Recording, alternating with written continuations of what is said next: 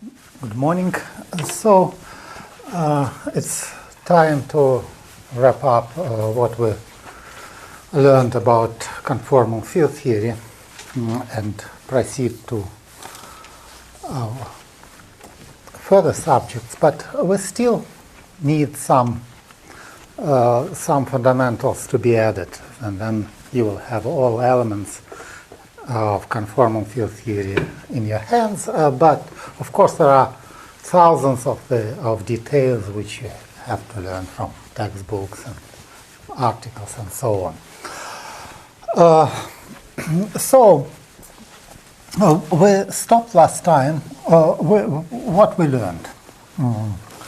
First of all, we learned that there is a Virasoro algebra, which is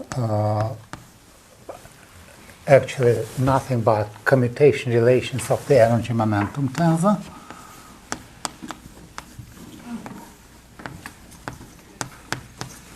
And this is just the Laurent expansion, but the meaning of it is that, I remind you, the meaning of it is that when you collide the point Z with some operator, everything is happening inside in the space of the correlation functions. And so you take some correlation functions, collide T of Z with some primary operator, and you get necessarily, the conclusion is there must be certain descendants, and if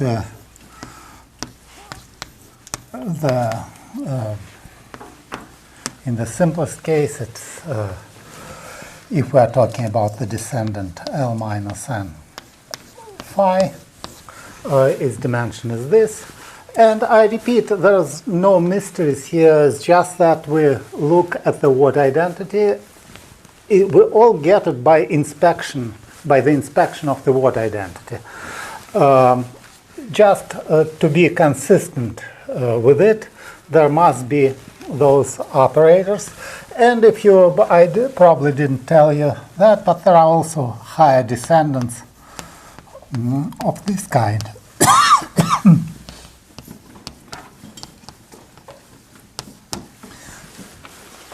With dimensions. Actually, I digress here a little bit. The dimension it looks very much like energy levels, those levels of dimension.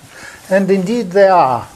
You can always interpret them as energy levels. I will explain why. But basically my message right now is that what identity dictates the existence of descendants.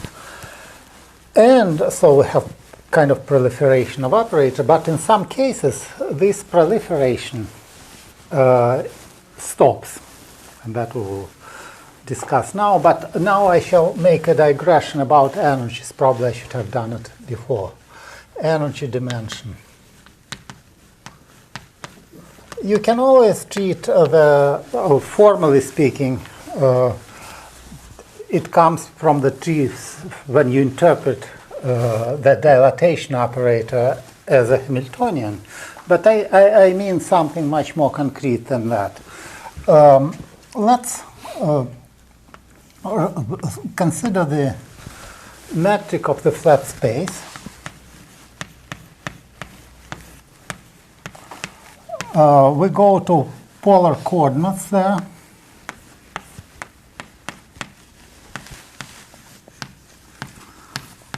N is a unit vector.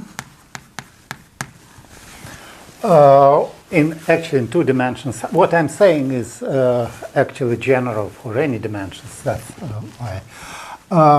And let's rewrite it. It will be important to understand this when we proceed to ADS-CFT correspondence. So we write it down as if we introduce r e to the t, we will have e to the 2t dt square plus dm square. So we began from the flat space Rd, and turns out it's conformally equivalent to what? What space it's conformally equivalent to? The word conformally equivalent means that the metric of one space is some factor multiplied by the metric of the other space. So what kind of space we are dealing with? It's a cylinder, right. T goes from minus infinity to plus infinity. Now we have to remember our, let's derive or decide, suppose you have the correlation function calculated at the metric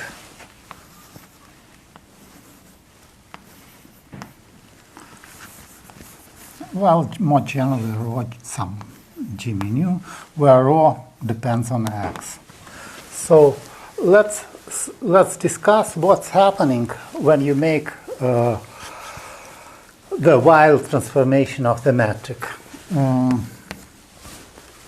What would be your guess for the answer?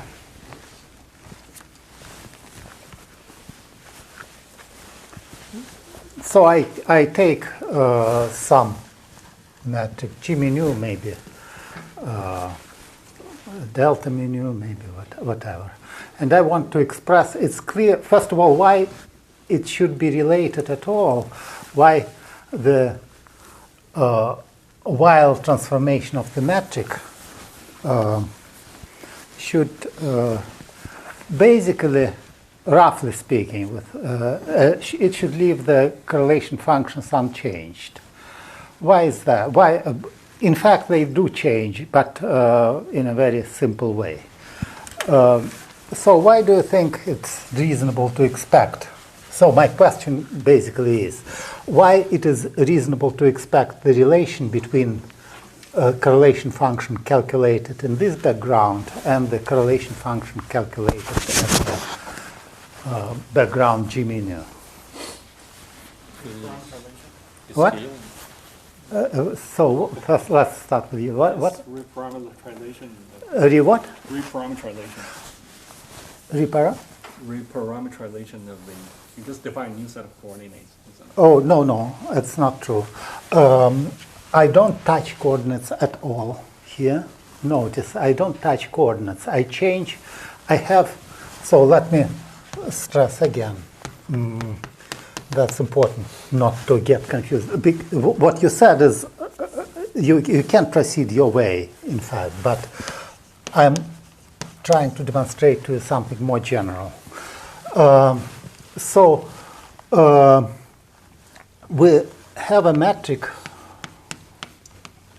let's, for simplicity, be rho delta mu. And I calculate this thing. And imagine that you have infinitesimal. So I don't touch coordinates at all. But if I change rho, of course the correlation function changes. So the first question I want you to answer is, suppose I take rho infinitesimal, 1 plus something infinitesimal. What would be the answer to this question then?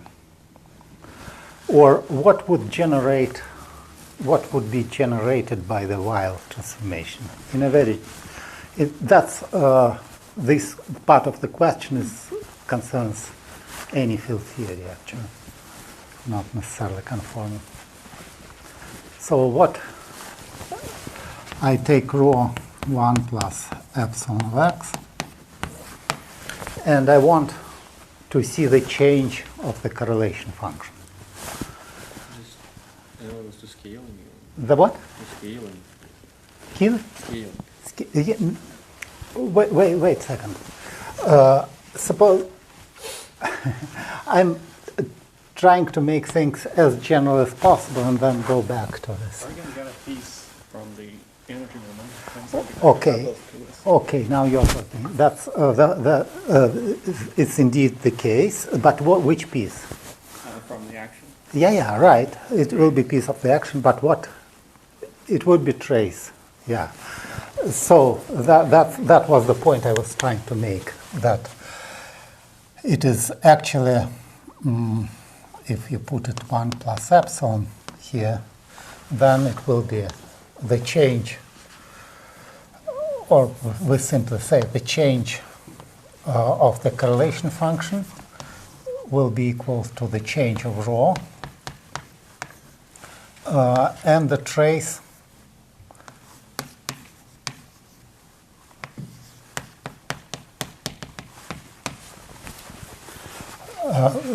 the trace of this thing. And you see that, naively speaking, since if we are dealing with the correlation functions which are with the theories for which T mu is 0, we should expect that correlation functions will be simply scale independent. That's not quite right because of the anomalous dimensions. And the right answer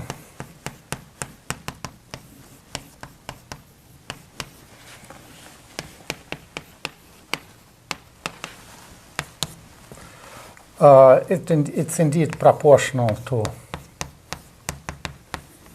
I of xn calculated at delta mu nu. And suggest me some on the physical grounds we're changing scale locally. So what would you expect? What kind of term, what kind of prefactor you would expect if they have anomalous dimensions delta 1? Yeah, actually if rho is it will be simply rho delta 1 of x1, rho delta n of xn. And therefore, we can now take, for example, the correlation function 1 divided by x1 minus x2, two-point function, calculated in flat background. As you notice, we 2 delta, and we have to substitute x is e to the tn from this formula, and what you get is it's proportional to this thing.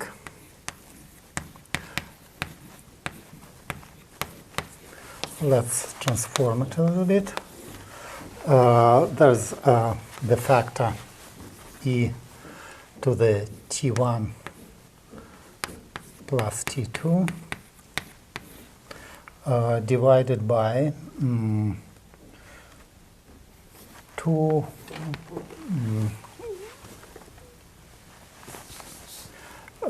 it will be let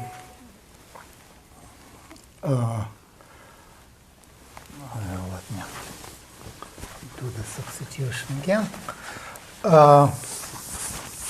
So we will have, let's do it carefully.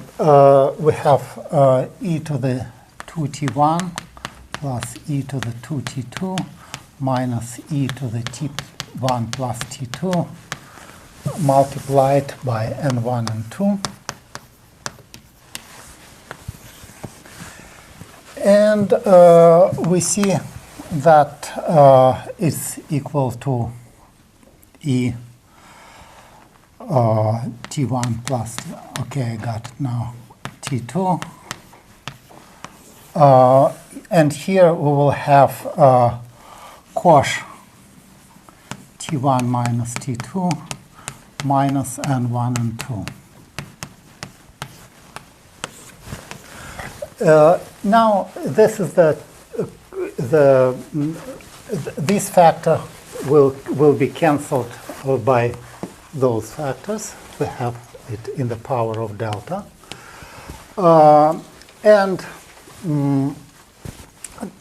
So we forget about this factor, and we get the following correlation function: cosh T1 minus T2 minus N1 and 2,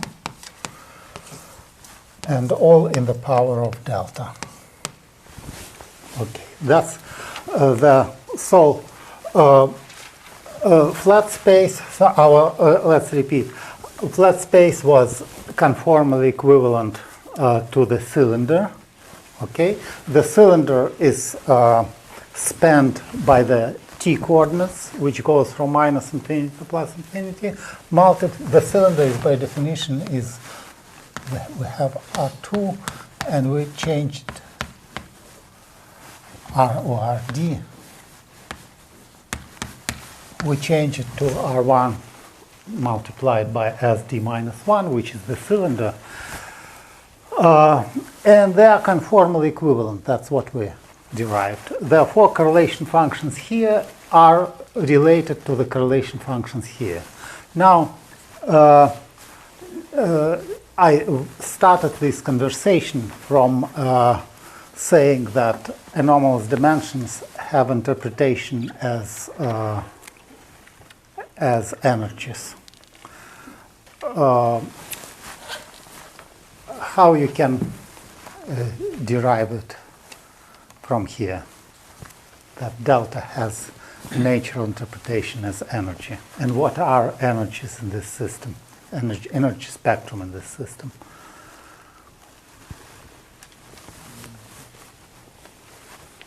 When you are given a correlation function which is time dependent in Euclidean time, we are talking of Euclidean time now.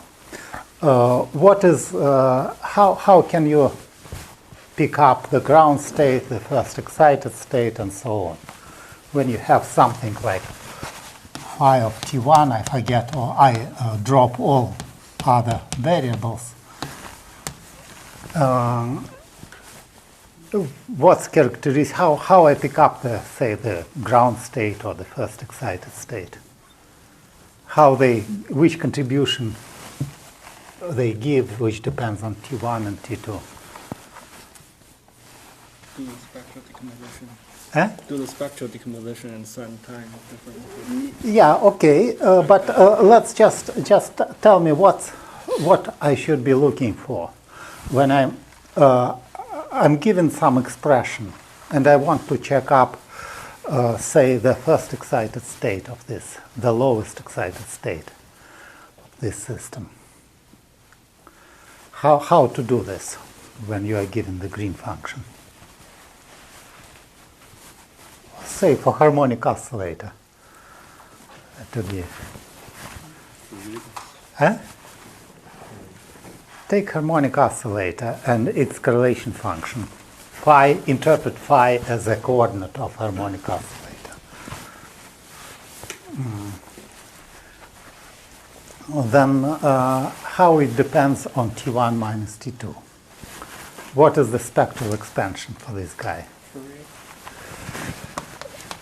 We have sum phi 0 n square e to the minus en minus e0 T1 minus T2.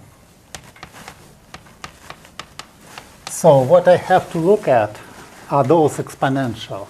If I take the asymptotic limit when T1 minus T2 is very large, then when it is very large, the dominant term in this sum will be just E1 minus E0, the first excited level. So I will find Excuse me? There will be a trivial one as well. Well, the trivial one for harmonic for 500 is 0, so I don't. Oh, yeah. And it's typically, by the way, in good that you ask. In conformal field theory, why it is always true that one-point function is 0? You scale. It's scale invariance, yes. Actually, so now as we look at what's the first excited level of this system, as you look in this cylinder expression or correlation function. And that's, by the way, I stress, my derivation works not only in 2 dimensions. In 2 dimensions we can say more, even much more, but in arbitrary dimension. And so this statement that anomalous dimensions are energies. Huh? Energy delta. Energy is delta because cosh at large T gives you e to the minus T1 minus T2, and it's multiplied by delta. So, and in this way you can extract also, you can see the contribution of the descendant operators also when you keep expanding. And but I just wanted to tell you about this general rule that you can map the system, and sometimes it's very convenient to map the system to the cylinder not by coordinate transformation, but by the Weil transformation. The difference is Weil doesn't touch coordinates but changes the metric. Weil. Okay, by the way, in the case of, I suggest you play around with this and try now 2 dimensions. In 2 dimensions, we can make conformal mapping of the plane to the cylinder. And if you do this, you will obtain the relation. It's actually quite interesting. You take the Ising model. We have the Ising model, for instance. You have some anomalous dimensions. Now you take the Ising model on a cylinder and take very large span here. I suggest that you do it by just find the conformal mapping. You can map either on a disk on a strip, or you can make it on a cylinder. In any case, you will find that this compactified, so to say, Ising model. It has exponentially damped correlation function. The Ising model on the whole plane has power. I'm talking about the critical point all the time. At the critical point, it has power-like correlations.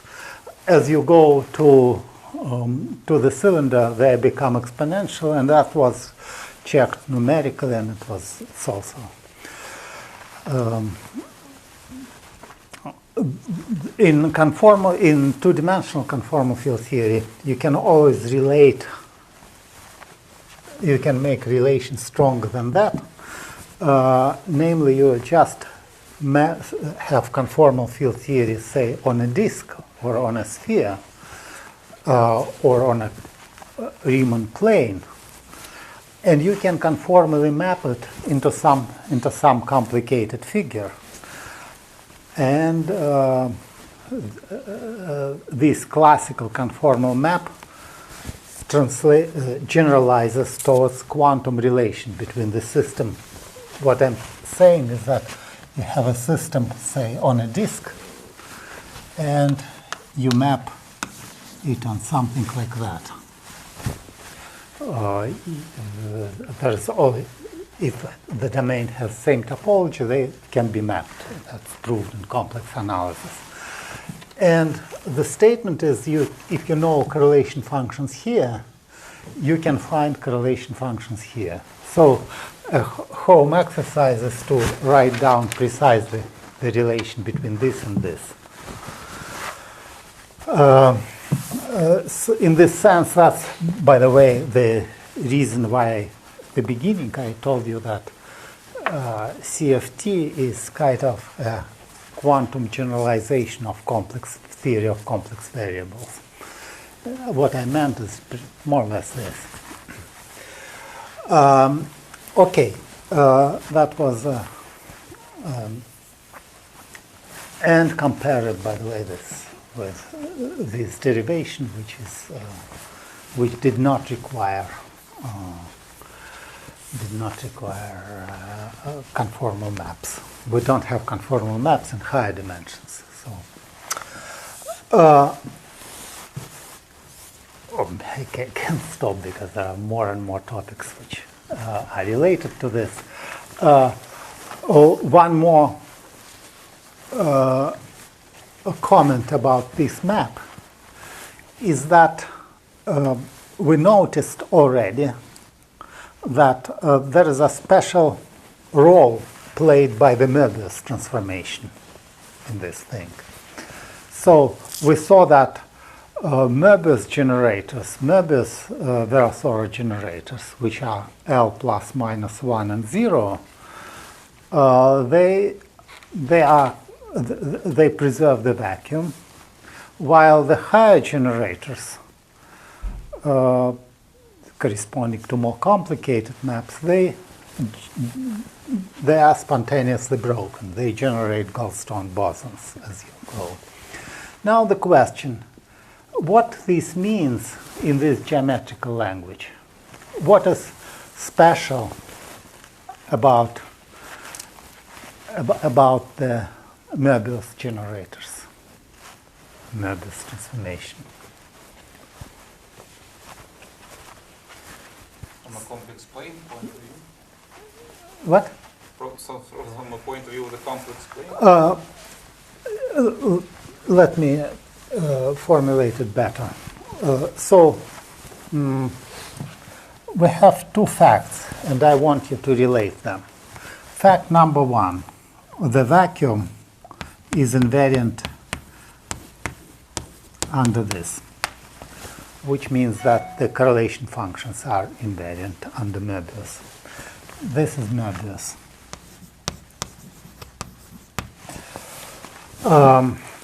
Fact number two, we generally can relate by using complicated conformal maps. We can relate theory on a disk to the theory on some monster. Where is the special role? So in this language of in a sense, yes, in terms of conformal plane, complex plane, what is the meaning of, what is special about the Möbius? Map circles to circles. Exactly, yeah. That's what I was, what I had in mind. You see, it's very beautiful. On this language, Möbius is the only transformation which maps circle into circle. And since the domain didn't change, that means that the vacuum didn't change. You see? So I want you to see the connection between this fact and this fact. And in a sense, so we are related, therefore, when we are doing Möbius transformation, we are relating our theory to itself, while when we are doing higher conformal transformations, we are relating one theory on a disk to the theory on something else. So that's what I want you to understand clearly. So Yes. we are doing like general conformal transformation. We cannot you cannot imply a functional equation. Yes, that's sort of, we sort of discussed this because we saw that if we try, if you have a correlation function, you make a general conformal transformation, it cannot be equal to itself, otherwise it's zero. And that's precisely related to this. Now,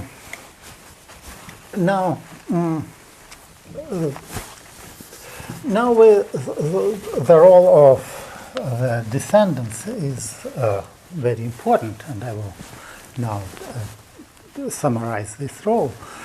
The thing which I want to stress is that we, although probably I didn't say it explicitly, maybe I did, but the point is that if we know correlation functions of phi, we know quite explicitly the correlation functions of these guys. So descendants correlation functions are determined.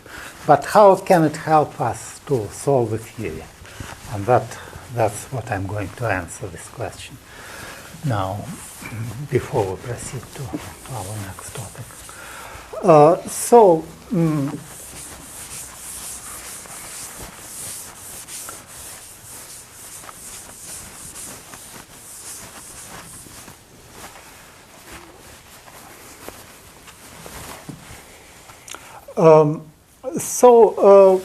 We first noticed that the thing which we will need also is the Rasor algebra.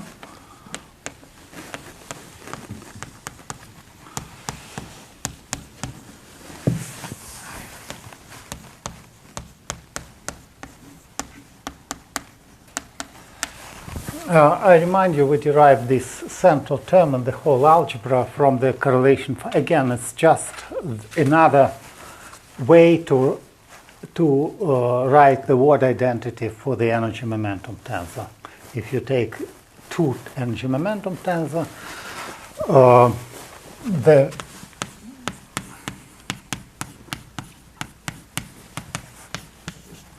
say phi of 0, the commutator, this is the commutator in the Euclidean region where things are classical, is defined in the following way. You first fuse these guys, then this guy, and then the other way around.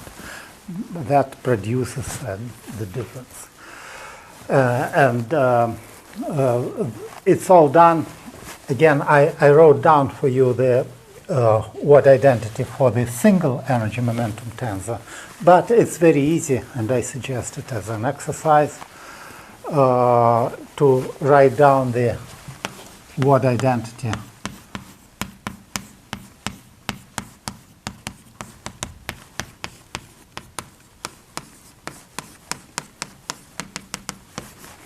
for any number of them. There are many ways of doing this, one of which is to take any textbook on CFT. Okay.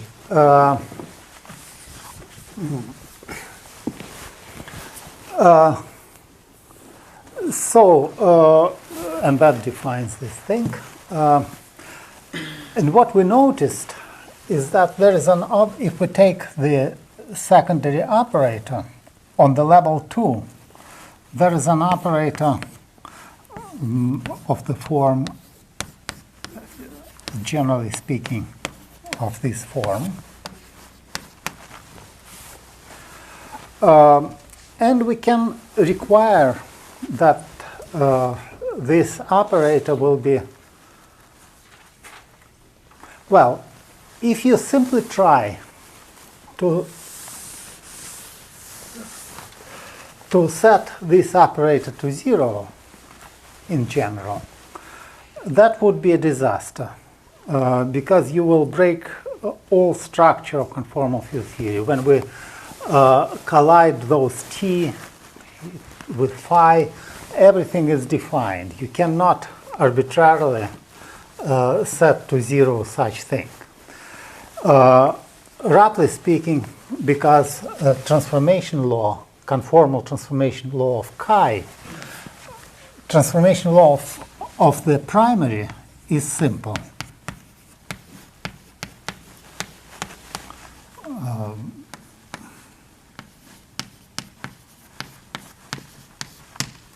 Transformation law of the secondary, let's see,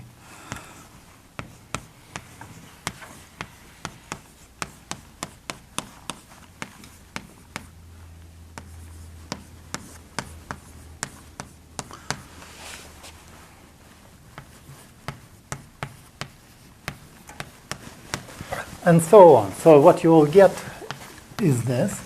So that explains why we cannot set simply by hands set this to 0, because then we will imply that the correlation functions of phi 0 are also 0.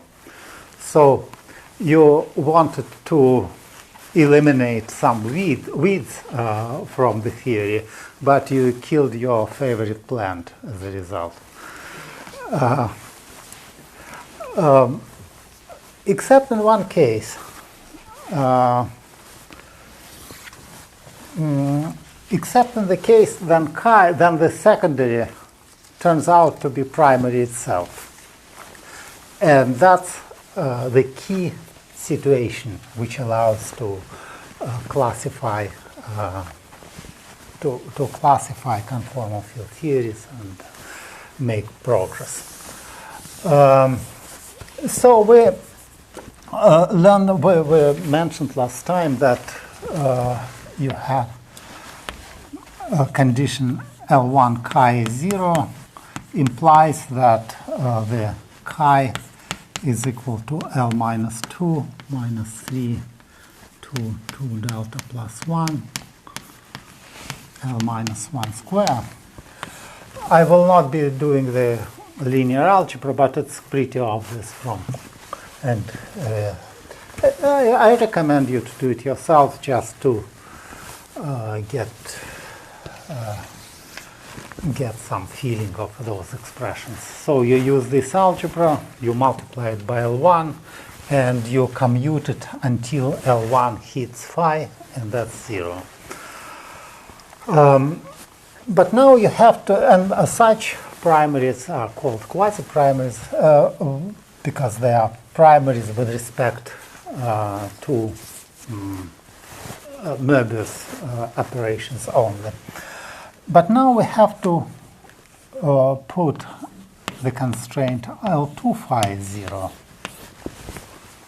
L2, excuse me, chi is 0. And that's, again, it's some simple linear algebra which you will do yourself. And I will tell you what the answer will be. This time, by the way, when you start commuting, the central charge will be of much importance. With L1, central charge is never important.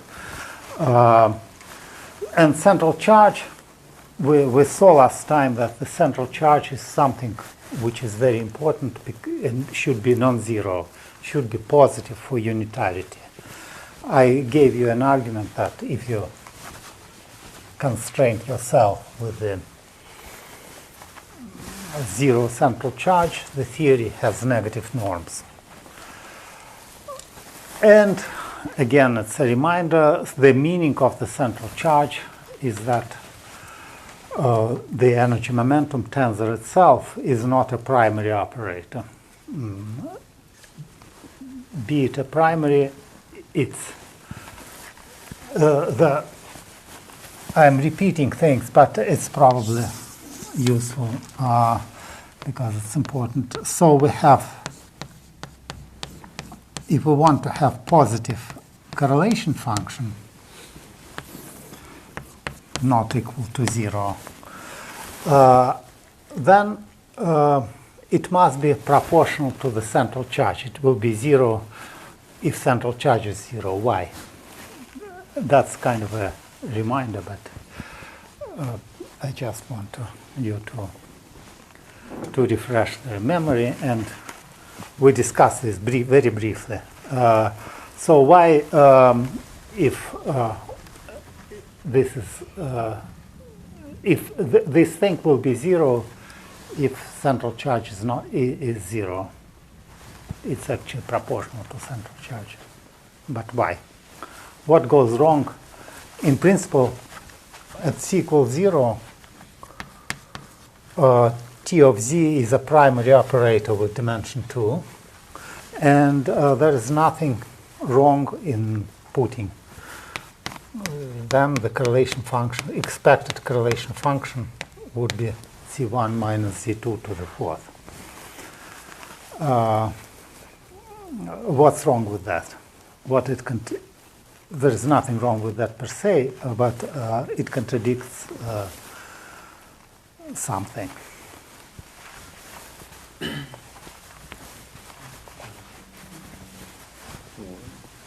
Hmm?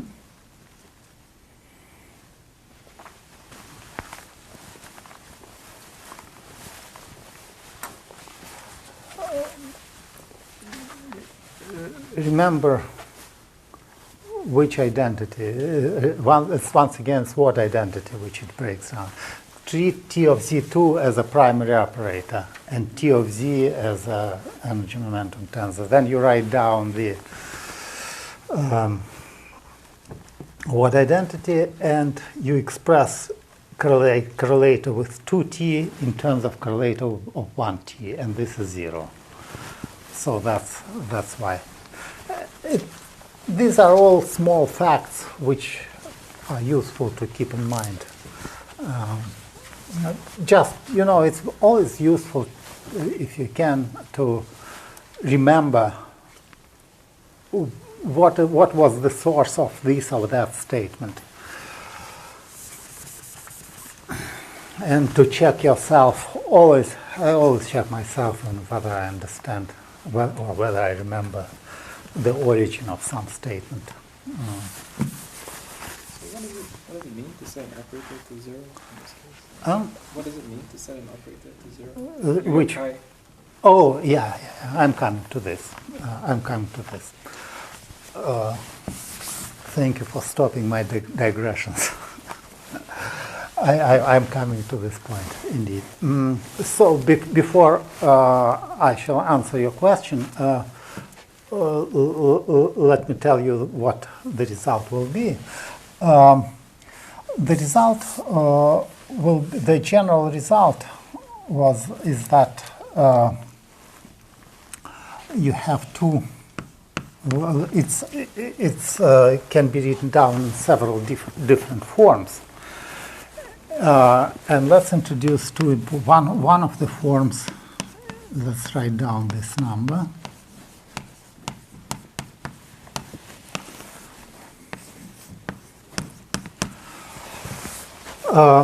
Then the mathematical.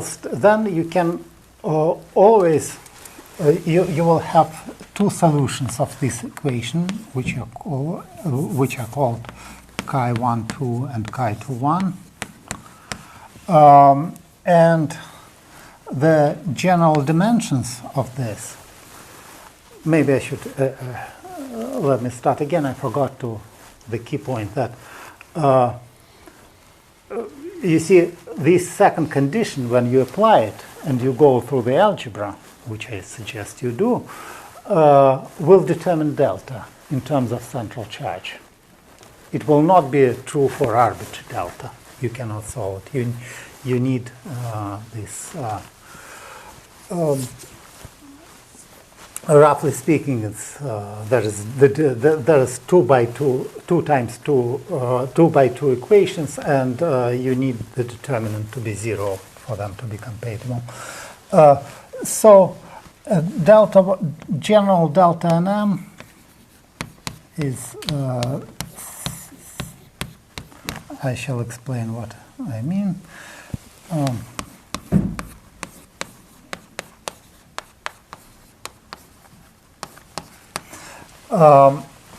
So of course, after you solve this very simple thing for 1-2 operator, you will find which is degenerate on the level 2. Degenerate on the, now the terminology is the operator phi is degenerate on the level 2. Level 2 means that it's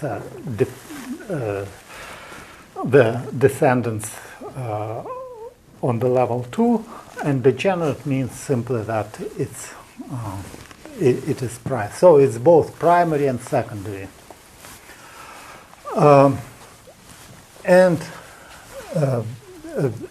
Generally, operators are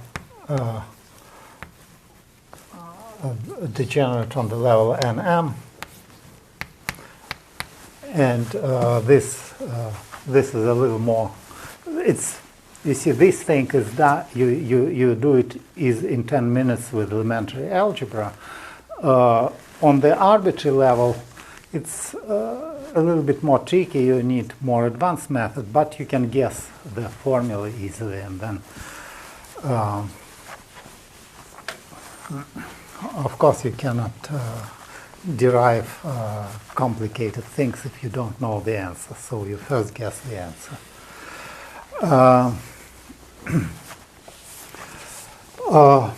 Okay.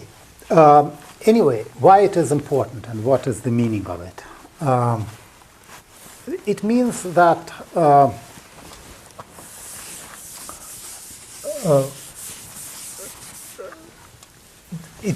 certain operators can be set to 0 without destroying the conformal invariance of the theory.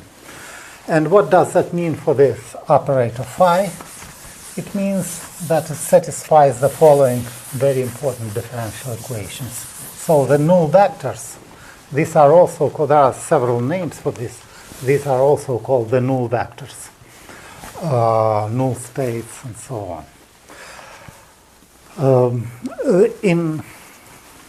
They are indeed null, equal to 0 more or less automatically from unitarity for unitary theory. In the theories, like in string theory, they are not necessarily 0. They can be non-zero, but nevertheless primary, because the norms are not necessarily negative. Do you see, by the way, how to conclude from unitarity? How to conclude that this field is 0 if all norms are positive, which is not always the case, but suppose all norms are positive. If it's not 0, then if you take chi, the norm, you have to use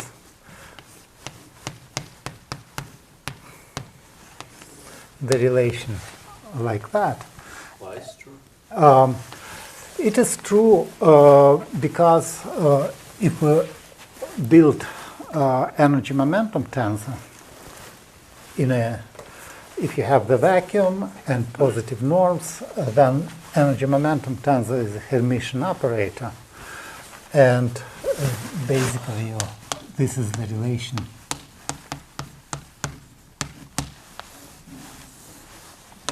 This and then you can translate it into this statement. But for that to answer your question, it will take me some time, which I don't have, to answer it fully.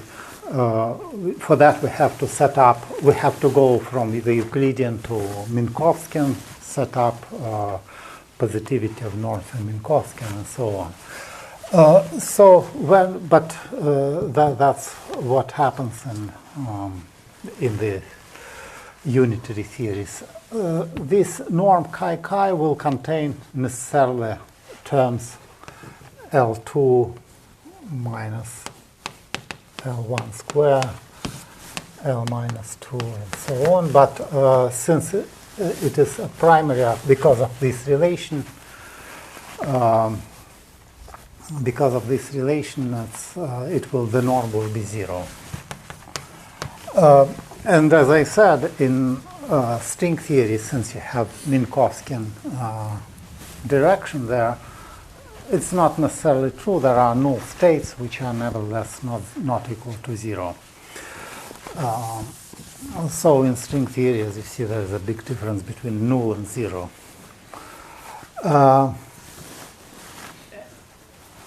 Anyway, that's not important for us. Important thing is that we can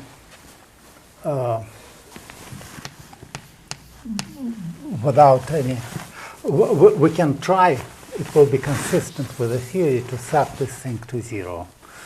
And as we'll see, that gives us the equation of motion. So what does it give us? It gives us a differential equation. Excuse me. Yes. Is it obvious from? Could you remind me? Like we construct chi as a secondary primary, right? So it should satisfy that all Ln annihilated. That's correct. Yes. Is it obvious from those two conditions? Yes. It is. That's an easy question. That's it is. Take L3. Take L2, L1. It's equal L3.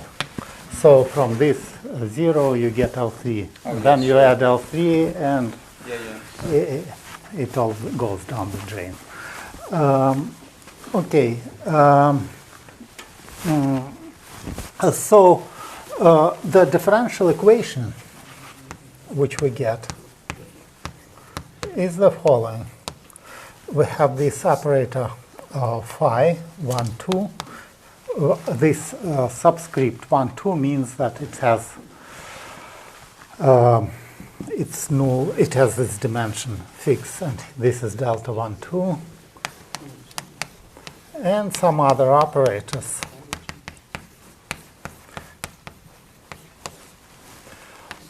Is equal to sum over k delta k z minus xk square plus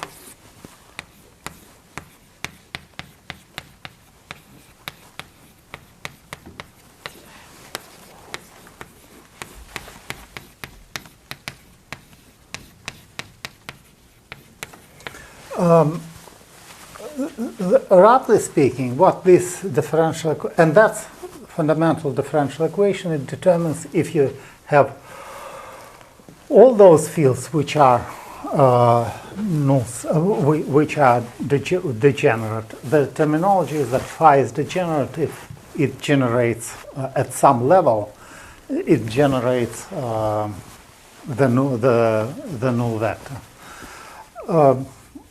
So actually, I wish I could explain it better, more geometrically, that some kind of deformations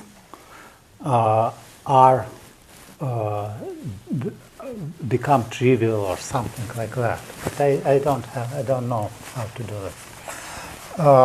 Because the meaning of it is that indeed it should have perhaps some geometrical meaning, this relation. Geometrical in the naive sense, in the sense that you deform the domain by these operators. L minus 1, you see, is just differentiation, so it's a translation. But L minus 2 is some interesting deformation, and well, try to think about it. Maybe you'll get some ideas how to interpret it. I don't think it's in the literature. Okay, and this is a very concrete differential equation, which you can, for the 4-point function, you can solve it. It's a hypergeometric equation, and so it's completely concrete. And the rough meaning of it is that we say that these 1, 2 operators, they, classically speaking, they satisfy some regularized product of T of z and phi 1. Now,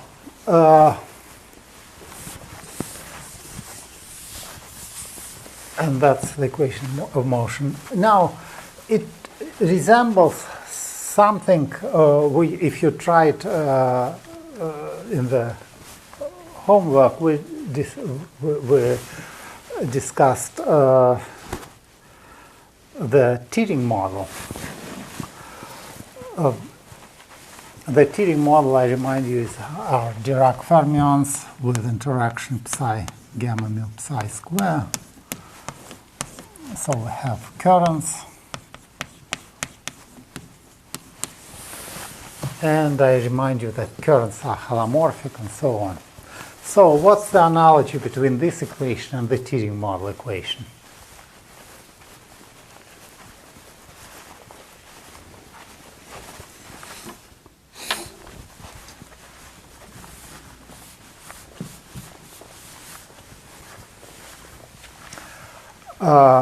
The equation, so we have the equation. So T is like bilinear in psi and...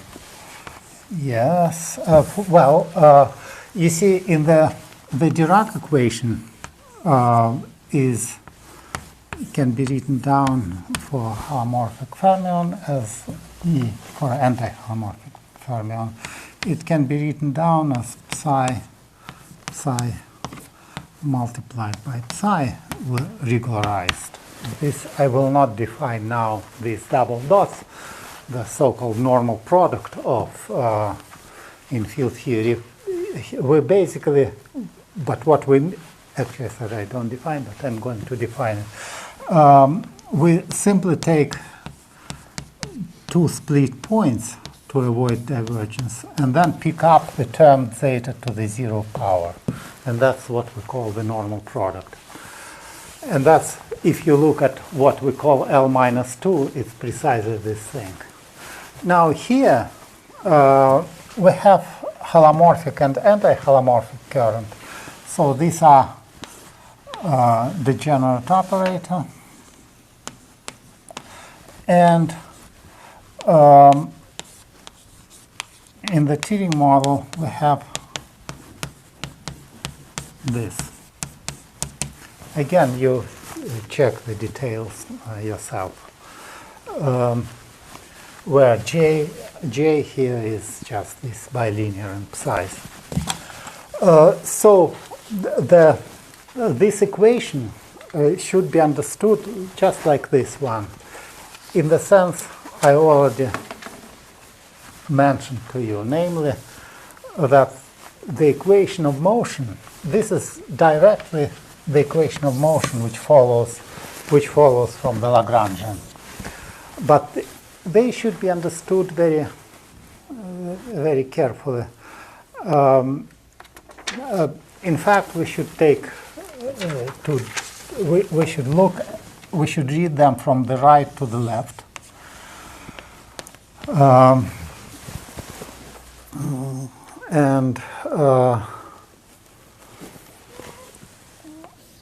We actually have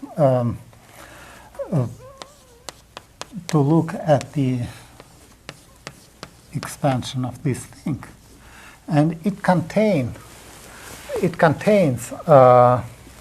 the term zeta minus 1 psi, which we will drop, and the term dz psi, which we keep.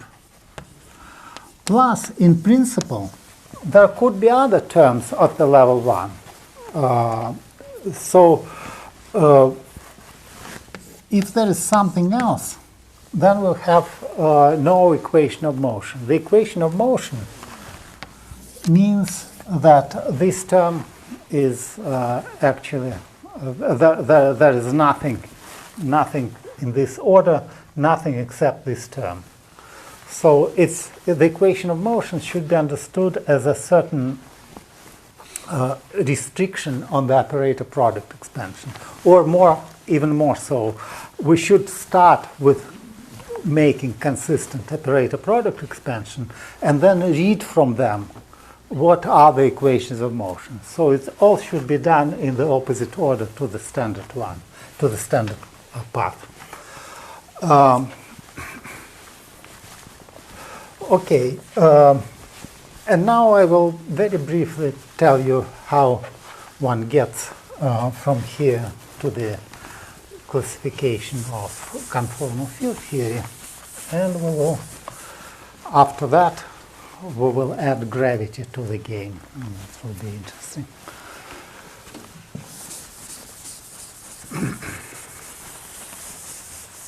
So,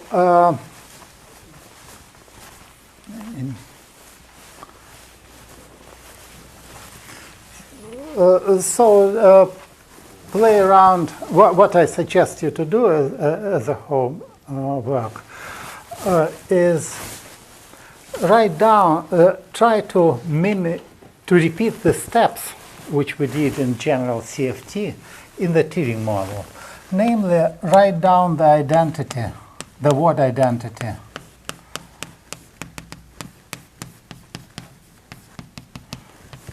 Psi bars, so on.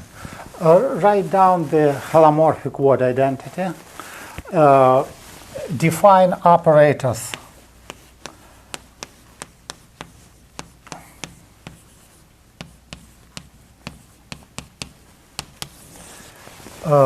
Expand current like that.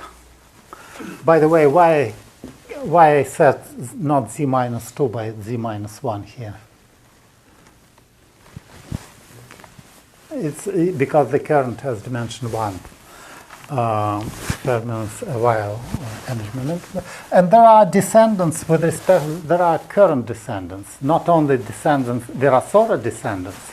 By the way, I don't remember if I told you that standard name for this is the Virasoro algebra, although it's a bit anachronistic. Gelfand and Fuchs did it before, wrote it before, but in physics it was introduced by Virasoro. There is this, what is called current algebra. So try to parallel all things we said in general CFT using this simple soluble example of the Turing model. It has also, by the way, it has also conformal part. It has all energy momentum tensor and anomalous dimension, everything. But the algebra is actually larger than in general. So this is the general Virasoro algebra, and we add to this the current algebra, which is related to the Virasoro. Anyway, it's an interesting exercise. The formulas are much simpler. You will get differential equations for the correlation functions, which are easy to solve, which here we have second order differential equations. Here we'll have first order. Okay, and as I said, it's indeed the reason for all these miracles is that we have enough word identities to solve them, to solve this correlation in terms of correlation functions. All right. So how one proceeds and what one gets in the general conformal case. So one immediately would like to know how the operator psi1,2, or more generally psi-nm, collides with what happens if I have some arbitrary operator phi with some dimension delta, and I want to know what happens as z goes to x. And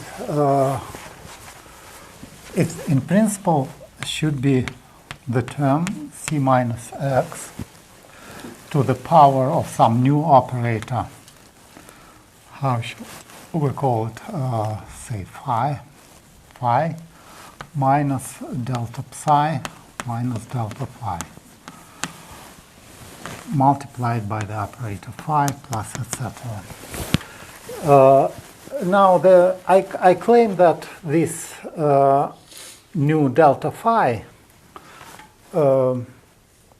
is actually completely easy to determine.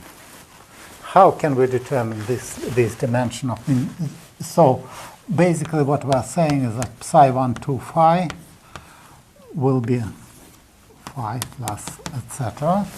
And this phi,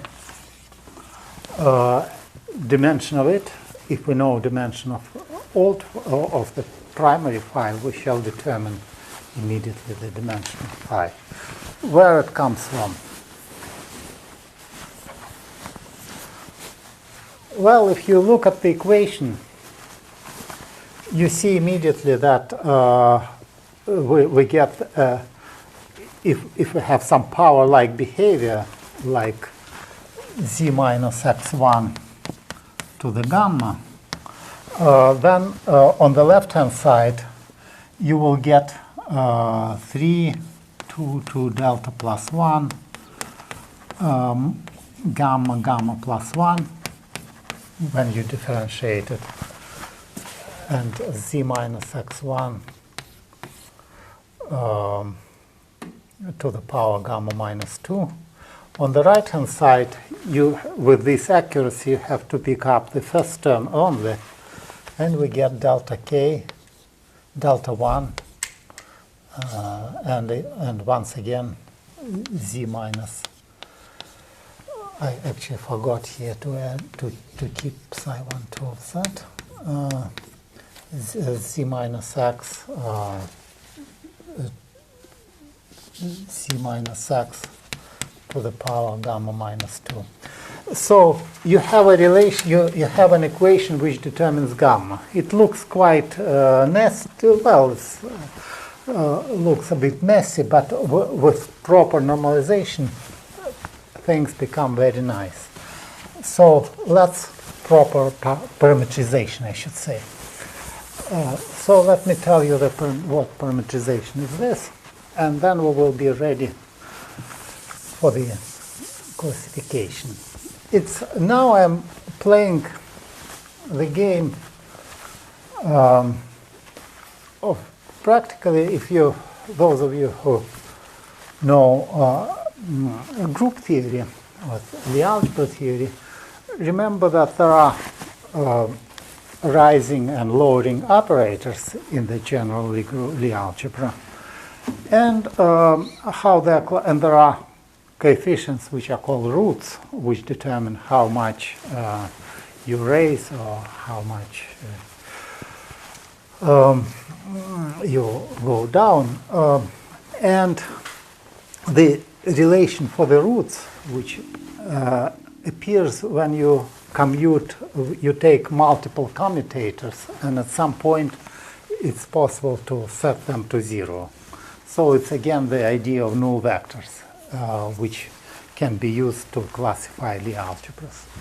But that's only, I cannot in 2 minutes describe your classification of the algebra, so we will go back to CFT, but I want you to keep in mind this analogy, these roots, Dynkin diagrams, etc. It actually comes from a very similar logic which we work with here. All right, so it turns out that it's good to parameterize dimension like that, where alpha is a parameter instead of delta. If you go through the algebra, then you determine that, and the operator we will call phi alpha. We will determine that psi 1 2 phi alpha contains 2 terms, because why it contains 2 terms, by the way?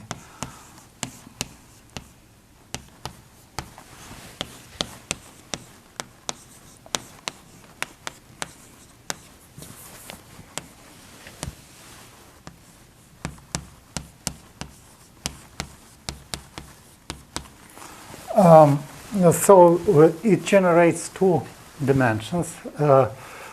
If you remember what I said a few minutes ago, you can actually explain why there are two terms here, not one. Look at the equation which determines all this. Because the equation is quadratic. And Yeah, exactly. So what I'm writing here is just cleaning up this messy equation. It just looks better when you introduce these parameters. Nothing fundamental here, but what's important is that we get rising and lowering operators as a result. And the basic idea of classification is that in some cases, when you can lower, you can say rise again and again and again, but then at some point you can get zero, and that happens. Yes. Could you remind what is the phi with two with indices like alpha minus? Actually, Null delta is parameterized with alpha. yeah. So it's the same thing, but I just call it phi delta. Phi delta here. Now I call it phi alpha. And so it's the multiplication or alpha minus, alpha minus, alpha plus, alpha minus. It's no, it's just. Okay. It's just the subscript which tells you the dimension of this operator, nothing more than that. So it just when I have phi alpha, it means that it has dimension given by this formula.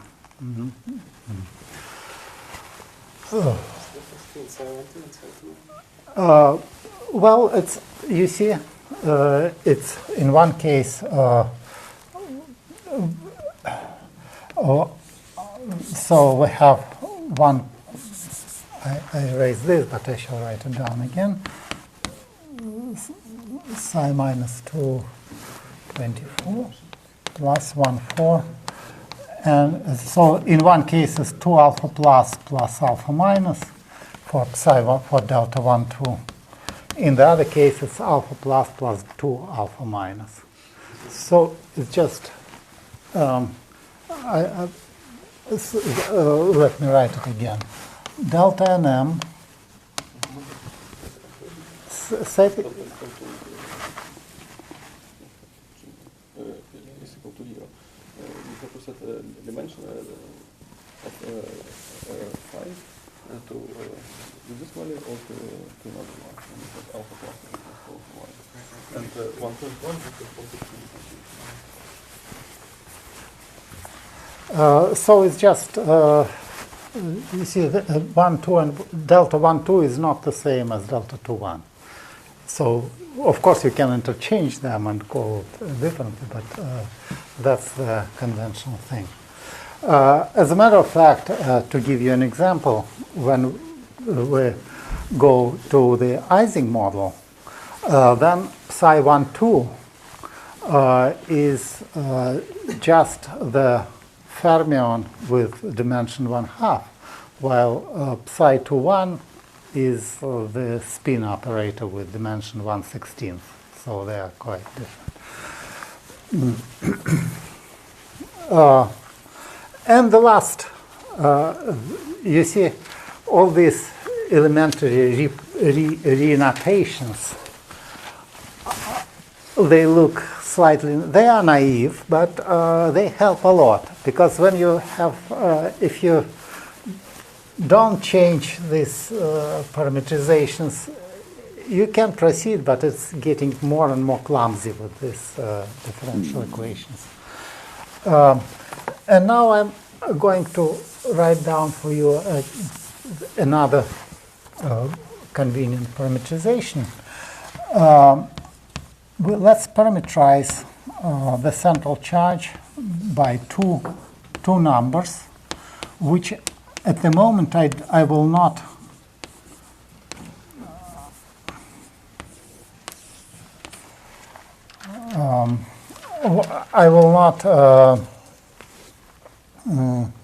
assume anything as just real numbers.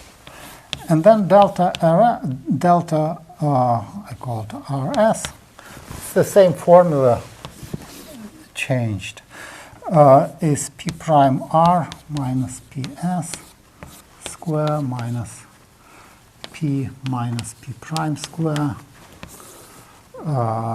divided by 4PP prime. You just check with the relation with alpha and alpha. These real numbers are, of course, defined modulo multiplication.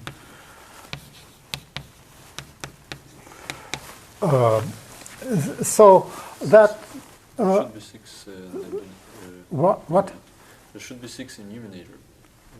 Here, no, it's No, it's 4. We will fix the number a little later.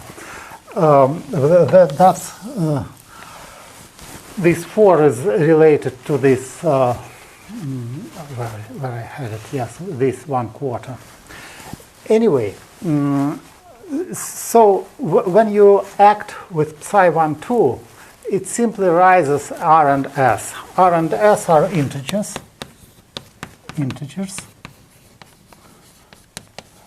P and P prime, generally speaking, are not. And then you have some unwieldy algebra with infinite number of possible operators. But now let's suppose that P and P prime are integers, incommensurate integers.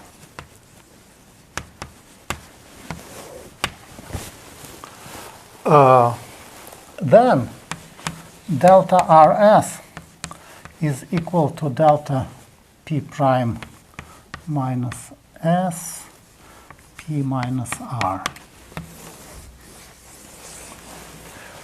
And so you can actually, if you have upper dimensional operators, you can actually always restrict R to be smaller than P minus 1 and S to be smaller to P prime minus 1. And you will have a finite number of operators. For example, if you have this set of finite sets of operators which are closed under operator algebra, they are called the minimal models.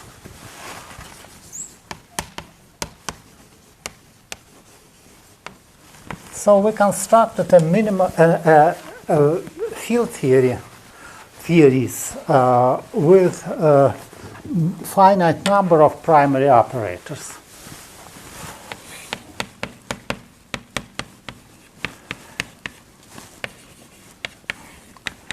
Let me explain what it means. It's actually important to understand the philosophy behind it. In general, we see that if you don't adjust parameters, if you have some generic algebra of CFT with word identities, it will contain infinite number of primaries because we generate, by applying psi12, we generate new and new and new, and it will not stop anywhere. But if you impose certain conditions on the parameters, if you have P and P prime integers, then there is a possibility to have conformal field theory with a finite number of primary operators. And such conformal field theories are called minimal models. And turns out that all two-dimensional statistical models which are known with conformal behavior, they belong to this class they have finite number of primaries. And that's quite remarkable. And moreover, as I will show, probably we should be finishing,